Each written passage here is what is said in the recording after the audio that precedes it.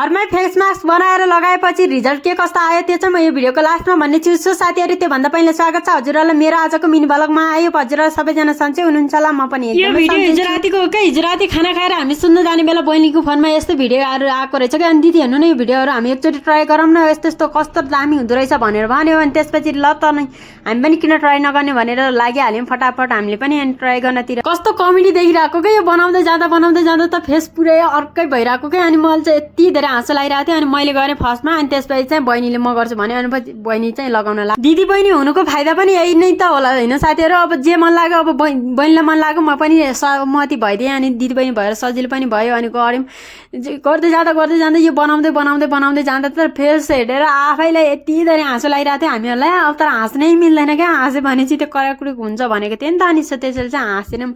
मैले चाहिँ 1 घन्टा जस्तो पनि राखिनँ, त्यसै मैले त राति नै खोलिदिएको थिएँ किनकि मलाई एकदमै कस्तो सुत्न गाह्रो होला जस्तो लाग्यो। अनि त्यसैले चाहिँ मैले उति बेलै खोलिदिएको थिएँ। खोलिसकेपछि चाहिँ मेरो फेस यस्तो भएको थियो हेर्नु। त्यस्तो डिफ्रेन्ट त खत्रै डिफ्रेन्ट त के आउँथ्यो, अलिअलि भए पनि चेन्ज भयो। अनि बहिनी चाहिँ यत्तिकै सुतेको थियो कि बिहान मैले उठाएर अनि निकाल्न पठाएको। उसलाई चाहिँ उसको चाहिँ निकाल्न गाह्रो भइरहेको थियो किन मजाले कराकुरुक भएर सुकेको थियो नि त। अनि त्यो अलिअलि उसको रौँहरू पनि आइरहेको थियो, त्यहाँ भएको अलिअलि त्यो फोहोरहरू पनि निस्किरहेको थियो। तर मेरो चाहिँ त्यस्तो भएन साथीहरु। अनि मैले पनि बिहानै मुख धोएको हो, बहिनीले पनि बिहानै धोएको। हामीले हिजो साँझ चाहिँ मुख कहिले धोएन, मैले हिजो निकाले पनि हिजो राति आएर मुख धुने कुरा भएन। अनि सो यत्तिकै सुतेका थियौँ, बिहान आएर मुख सुख धुँदाखेरि चाहिँ हाम्रो यस्तो भएको थियो।